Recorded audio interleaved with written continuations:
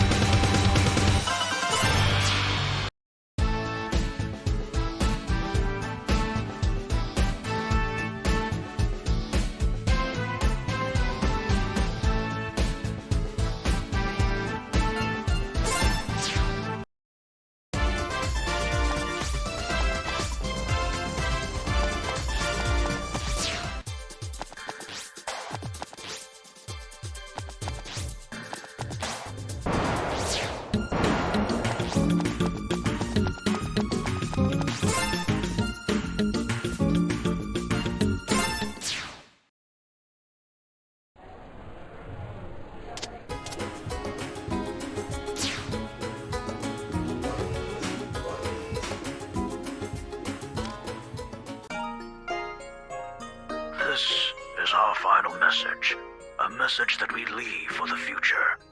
Although we will respect the wishes of your people and allow our influence to pass into legend, there will come a time in your history when you must learn the truth. When we were stranded here, we sought desperately to return to our world. We wasted countless years trying to find a way home, but we are no closer to an answer than when we started. We decided that helping your civilization survive and prosper was a more efficient use of our technology. We have condensed our energy reserves into a physical relic of extraordinary power. With proper care, you stars to find the answers that we alone could never find. If you wish to know more, you'll have to access our internal database. I pray that it is still intact by the time you receive this message. May the winds of time carry you for eternity.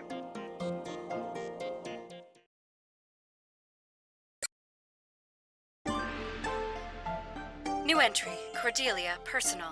Subject, Avalis Day. After many years, the restoration of Bakunawa is almost complete. Just in time for the anniversary of our landing on this planet. Avalis Day. Thinking about how far we've come makes me so proud to be an Earth Dragon.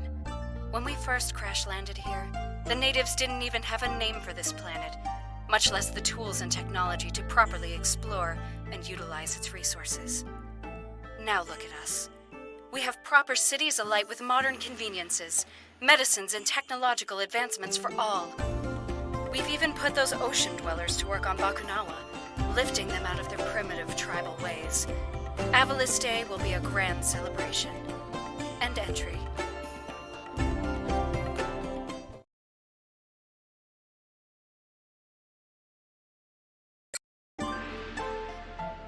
New entry, Cordelia, personal. Subject, Bakunawa Rising.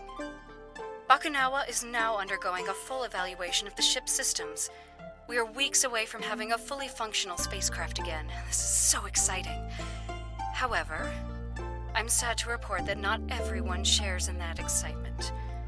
There have been rumblings of dissatisfaction from the laborers working on Bakunawa's restoration, complaining about long hours and dangerous conditions. I think it's just a bunch of backtalk from some people who've had it too good for too long. My maid Perlis agrees, and she's one of them. Fortunately, she's one of the good ones. Spirits know some of these ocean dwellers need to learn their place. End entry.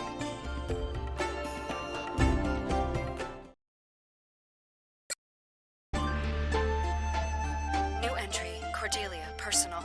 Subject, Bakunawa abandoned. Something went wrong. We think it was an accident. I really don't know what to believe right now. The Bakunawa restoration project has been shut down. The ocean dwellers are angry. All of them. Perlis is gone, and so have all our other ocean dweller servants. When I asked Father where they went, he insisted that they'd taken time off to celebrate some kind of holiday. He wouldn't look at me when he told me that. When I asked about what happened with Bakunawa, he told me to mind my own business, still refusing to look at me. I think we've done something truly terrible today. End entry.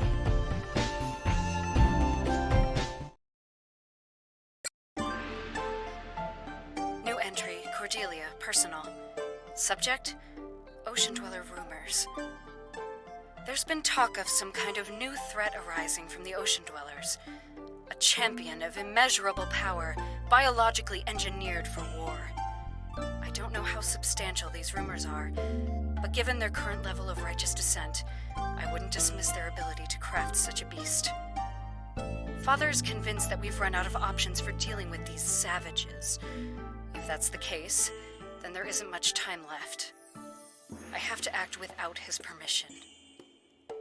I will leave the capital and head for Perusa to negotiate some kind of peace with the ocean dwellers. Surely they'll listen to reason. We're all living on this planet together, after all. End entry.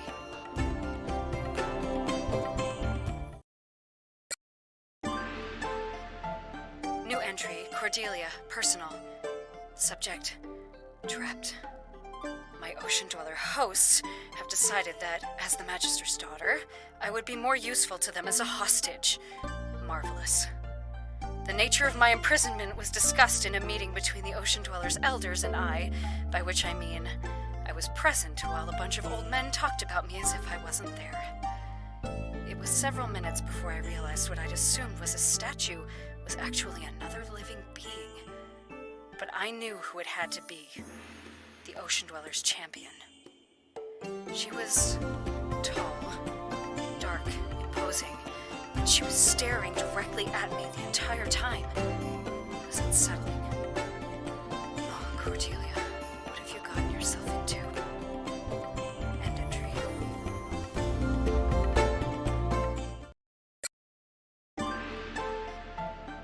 entry, Cordelia, personal.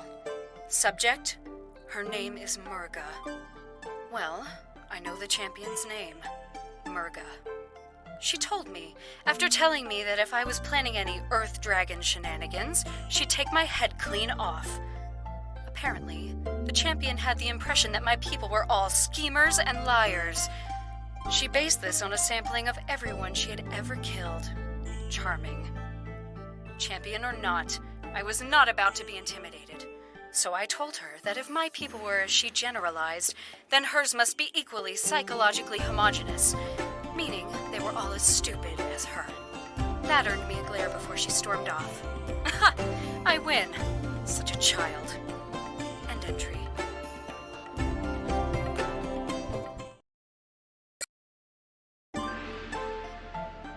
New entry, Cordelia, personal. Subject, attack of the Showpow hog.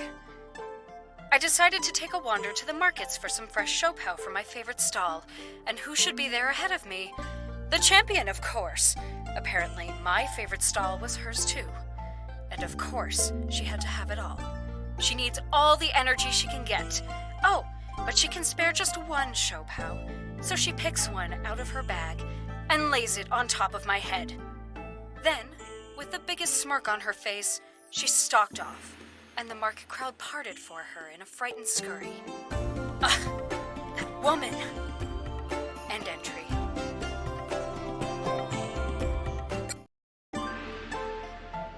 New entry, Cordelia, personal. Subject, no place for a hero. There was an attack by Earth Dragon forces on the beach today. The champion swooped in and simply destroyed the troops. It was ruthlessly efficient. Unfortunately, an ocean dweller child had been caught in the middle of the battle, and his cries summoned nearby adults, and they just stared. They saw the child in pain but refused to come any closer. The champion tried to comfort the child, but that only seemed to make his crying worse. Eventually, she left, and the adults rushed in. As the champion turned away, I could see the expressions of relief wash over their faces, and one of hurt flash over hers. End entry.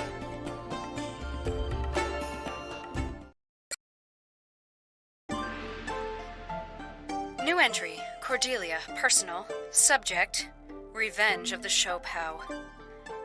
The champion was injured today, so despite her appearance, she isn't invincible after all. I stopped by the medical center as she was healing up. She was surprised to see me, and I said the feeling was mutual.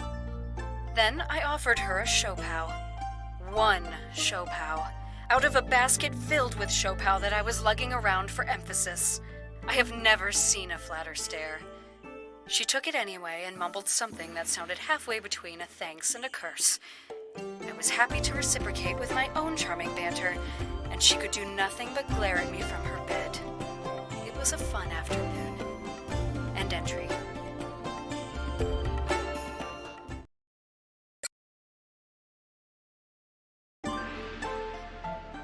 New entry, Cordelia, personal. Subject, flowers for Murga. Unexpectedly, the champion has an interest in flowers. I was wearing a small white flower with a delightful scent in my hair, when Murga identified it as a Sampaguita. It turns out that amongst the many things Murga was taught, horticulture had somehow been snuck in there as well. When I asked if she knew the name of more than one flower, she took immediate offense and dragged me to the nearest garden. She then started listing the names of the flowers there and their uses. I didn't have the heart to interrupt her. I've never seen her as happy as she was today. I like seeing her happy. End entry.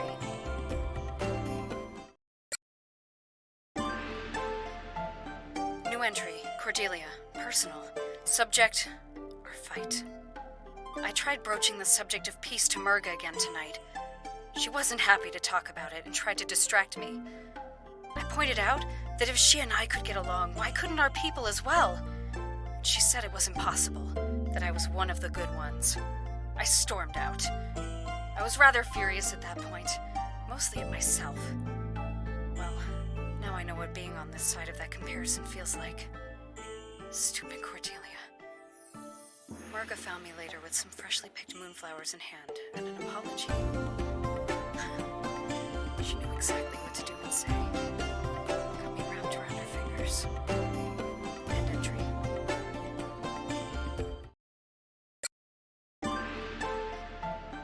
New entry. Cordelia, personal. Subject, a war of attrition. Murga got hurt again. She tried to hide it from me, act as if it were a scratch. But I can tell from the way she carries herself that moving about was more difficult than usual. I suggested relaxing on the beach and watching the sunset, and she agreed immediately. She knows I know. I can see she's tired. This war has taken its toll on all of us, but most especially on Murga. She can't keep going like this. I have to convince our leaders that this isn't the only way. End entry.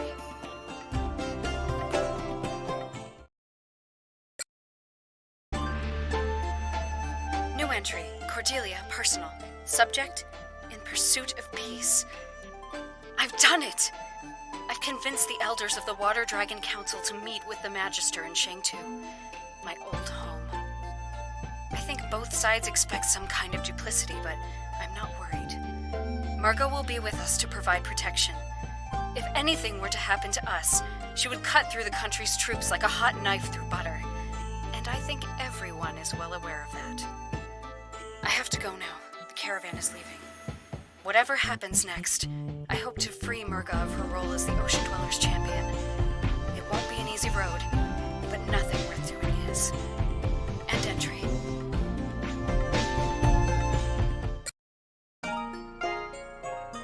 Years have passed since the invasion that almost destroyed our world of Avalis. Brevin, the intergalactic warlord, had planned to steal the Kingdom Stone, source of energy for all our world's technology. With the help of Lilac, the Water Dragon warrior, and her friends, we drove back our alien attackers. But the scars of war remain. The Kingdom Stone has been shattered, its fragments scattered into the very air around us. Remnants of the alien attack force haunt us still, striking us at our most vulnerable, leaving us in a perpetual state of turmoil. The world of Avalis needs hope, but more than that, it needs